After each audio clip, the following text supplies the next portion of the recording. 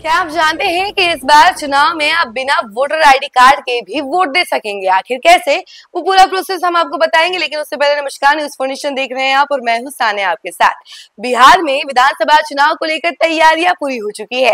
राजनीतिक दल अपनी तैयारियों में जुटी हुई है, तो वहीं दूसरी तरफ अगर बात की जाए चुनाव आयोग की, तो अपनी तैयारियों में जुटी हुई है।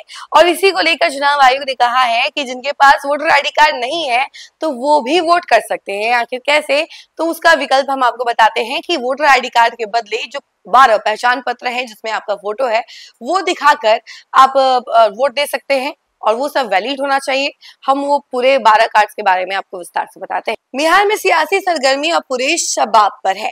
विधानसभा चुनाव 2025 की तारीखों का ऐलान होते ही चुनावी माहौल में हलचल तेज हो गई है। चुनाव आयोग ने इस बार मतदाताओं की सुविधा के लिए अहम फैसला लिया है। चुनाव आयोग ने साफ कहा है कि जिन मतदाताओं के पास एपिक यानी कि मतदाता फोटो पहचान पत्र नहीं है, वे भी मतदान कर सकेंगे, बशर्ते उनके नाम मतदाता सूची में दर्ज हो। इसके लिए आयोग ने 12 वैकल्पिक पहचान पत्रों की सूची जारी की है, जिससे लोकतंत्र के इस उत्सव में कोई भी नागरिक अपने मताधिकार से वंचित न रह जाए।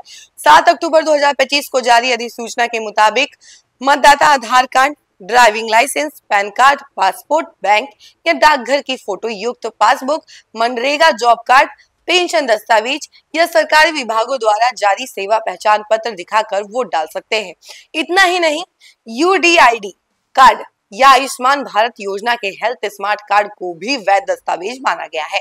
आयोग ने यह भी स्पष्ट किया है कि बिहार समेत जिन 8 विधानसभा क्षेत्रों में उपचुनाव होंगे, वहां लगभग सभी मतदाताओं को एपिक कार्ड जारी कर दिए गए हैं। साथ ही यह भी हिदायत दी गई है कि नए मतदाताओं को अंतिम सूची प्रकाशित होने के 15 दिनों के भीतर ही वोटर आईडी कार्ड उपलब्ध कराई जाए।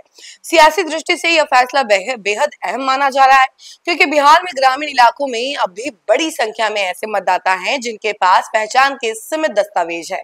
इस कदम से आयोग ने लोकतंत्र की पहुंच निचले तबके तक सुनिश्चित करने की कोशिश की है। खास बात यह है कि आयोग ने पर्दानशीन खवातीन यानी कि बुर्का या पर्दा ओढ़ने वाली महिलाओं के लिए विशेष इंतजाम करने की आदेश भी दिए हैं। मतदान केंद्रों पर महिला मतदान अधिकारियों की नियुक्ति होगी, ताकि पहचान की प्रक्रिया के दौरान उनकी गरिमा और निजता यानी कि प्राइवेसी बनी रहे। इस बार बिहार विधानसभा चुनाव की कुल 243 सीटों पर 2 चरणों में मतदान होगा। पहला चरण 6 नवंबर को और दूसरा 11 नवंबर को। मतगणना 14 नवंबर को होगी। आयोग के मुताबिक अंतिम मतदाता सूची में लगभग 7.42 करोड़ मतदाता दर्ज है। चुनावी समीकरणों के लिहाज से यह आंकड़ा बताता है कि इस बार बिहार की जनता किस करवट लेगी, यह तय करेगा कि लोकतंत्र का असली इम्तिहान।